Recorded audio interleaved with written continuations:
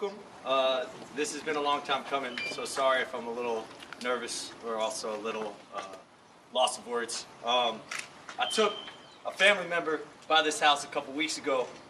She asked what I've been doing in New Orleans, and I said, well, I've been building houses. She said, I want to see one. And we walk around, and she couldn't really believe it, much like my mom couldn't believe that I did this today.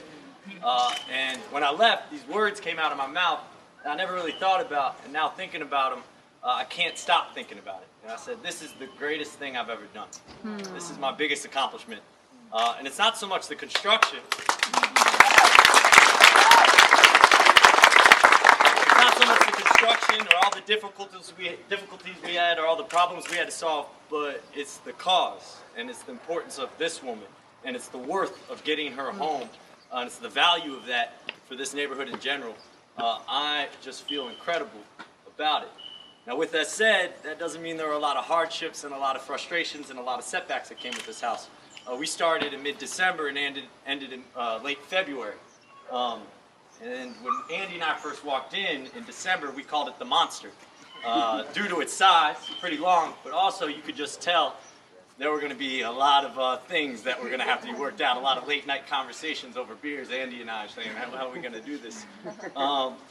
But we were able to conquer we were to overcome those challenges, and we were able to build such a beautiful home, I think, because of three big things.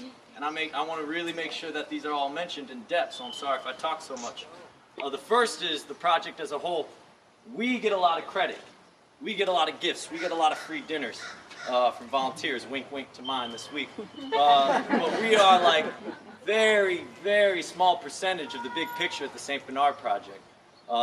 From the warehouse crew, Sarge and Chris and Roland, who give us the tools we need, to the carpenters like Joe over there. Joe, did you work on this house? I did. Okay, yeah, who put so much work before we even get in, to the electricians, the people who volunteer, coordinate volunteers, whereas Elise, woo-woo, to Zach and Liz, construction leadership, to the project manager, Matt, who's not here.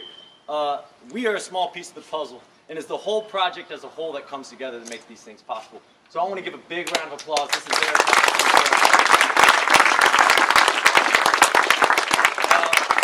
second thing is y'all, volunteers.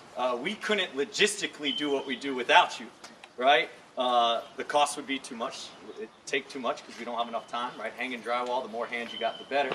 But we also couldn't do it because you guys give us the energy and the sense of commitment and the spirit we have to keep coming and keep coming back. Every new wave of volunteers is a reminder to us how much people want to help. So thank you for coming. The last person I have to thank is Miss Yvonne. Every Monday with the new group of volunteers, I would try to come up with a word to describe this woman. Warm didn't seem good enough. Sweet didn't seem enough. Loving, welcoming, grateful. I couldn't come up with the right word. And at first, volunteers would be like, that's weird, do you know this woman? But then when they first met her, they instantly got it. They instantly felt this like love and energy that came from her. And we just didn't build a house, we built a home for her and this street. And this is the mission of the St. Bernard Project, is to get people like her home, not because they need it, but they deserve it. And to get good people home in places where it's necessary is what we're doing. So what you're doing, although you didn't work on this home, just know you are part of that same mission and that same process. You are getting good people back home, and that's what's important for the health of the entire city. I came down to the project to learn how to build a house. I'm going to do another year with the project to get people like Miss Yvonne home. I feel very committed to that cause. So thank you so much. I know I've said thank you so many times. And I still want to say thank you. I am blessed. I am blessed to have you come from all parts of the world to help me and other people. But I thought you still to say thank you, Lord. Thank you for being here. Thank you for another day. And I'm just grateful. I'm so very grateful. You just don't know how grateful I am.